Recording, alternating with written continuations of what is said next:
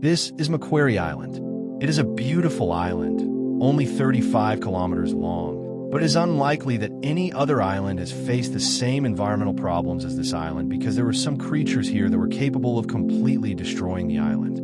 Then, when the government stepped in to eliminate these creatures, things changed. In this video, we're going to see what happened to this island and what was the government's intervention that surprised even the countries of the world. Macquarie Island is a small island in the Pacific Ocean, but the dark ages of this island began in the 1800s because in 1810, sailors officially discovered this island. At that time, this island was a very beautiful island full of elephant seals and royal penguins. In addition to these creatures, another attraction of this island was the large grasses called teskets, which were as big as a man, and other special plants. In short, it could be considered one of the most beautiful islands on Earth. Similarly, the creatures on this island had no enemies or predators to speak of. Another special feature is that, as mentioned earlier, in the early 1800s, hunters came here to catch sea creatures called elephant seals. But what affected the island more than their hunting was the few uninvited guests who came with them. Those were the rats that we all see with fear. These rats used to hide on the ships of these hunters. These rats arrived on this island in the early days. No one paid much attention to the rats, but gradually these rats became a big nuisance on this island because these rats had no enemies or predators to speak of on this island, so they started eating the eggs and chicks of birds. So these rats multiplied all over the island. What more can we say? These rats used to eat the flowers, fruits, seeds of plants, and even the newly growing plants.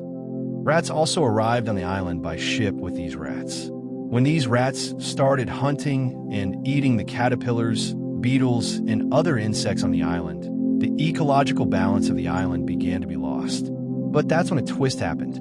That is, these rats didn't like the seal hunters eating their food on this island. So they brought another guest to the island, and that was the cats.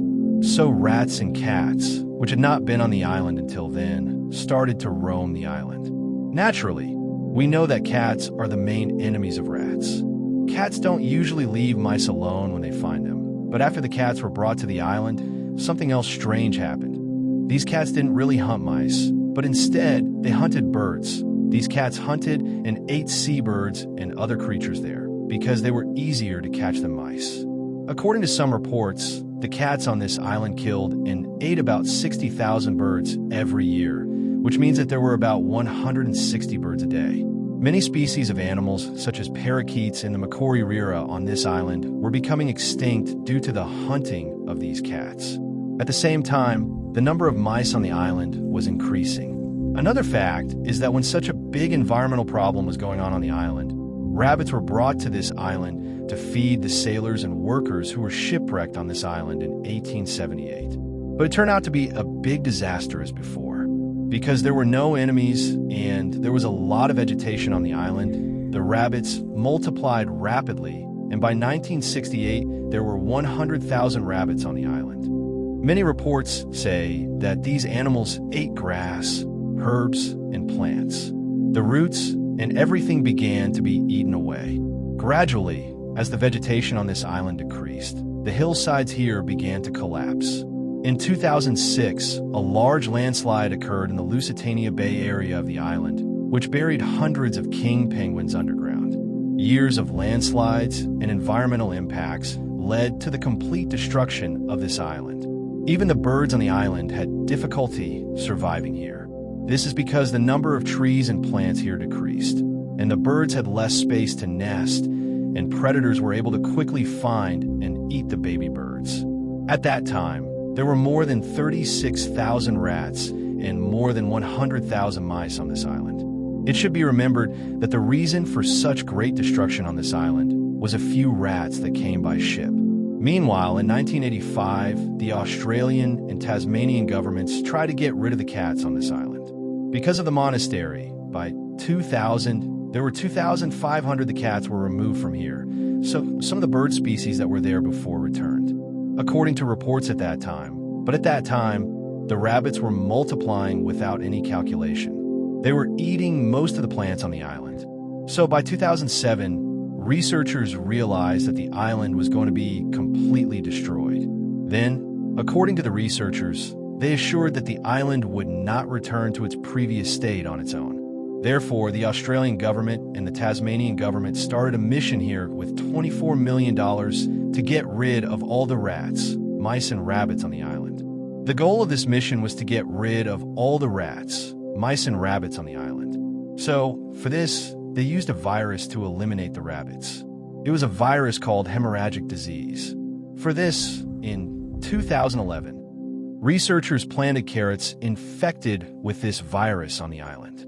Then the rabbits that ate these carrots died, and thousands of rabbits disappeared from the island. The next thing the researchers did was to spray about 300 tons of poison baits. They dropped it onto the island from a helicopter and killed the rats and rabbits. This was done in the winter because the number of seabirds here is low at this time. The researchers calculated that the seabirds would eat the dead rats and rabbits and not poison them. Then, the researchers were able to eliminate many rats with this machine, but even if a few rats or rabbits remained, the researchers were afraid that the problem would start all over again. That's why they brought trained dogs to the island to catch the remaining rats and rabbits. They walked around the island for hours a day and somehow found and killed the rats and rabbits.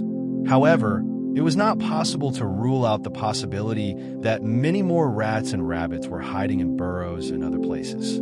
However, the grass on the island was gradually plants also started to grow again and grow taller. At this time, there were researchers here to observe the island. After that, many trained dogs were brought to the island and continued searching. In 2013, it was announced that there were no more rats or rabbits left on the island. But another thing is that they were searching the island to confirm this. Then, on April 8th, 2014, Macquarie Island was declared pest-free for the first time in 200 years, and the search for rats and rabbits was stopped. What happened after that was a miracle because the greenery. Birds and greenery on the island are all returning. With the island's former glory back, many birds and marine life have started to flock to the island. Researchers thought that it would take 30 to 50 years for the island to return to its old state. But in a few years, amazing changes have occurred on the island. According to some reports, the increase in some bird species on the island was about 10% every year. The endangered plant Huperzia australina has started growing again on the island. In fact, the success of this project has been a great inspiration to many other countries. According to some reports, a similar project is being planned in New Zealand, but the island is still under control because ships entering it are checked, dogs are searching the ship, and any other creatures are prevented from entering the island. In any case, don't forget to comment on this project, like the video, and subscribe to the channel.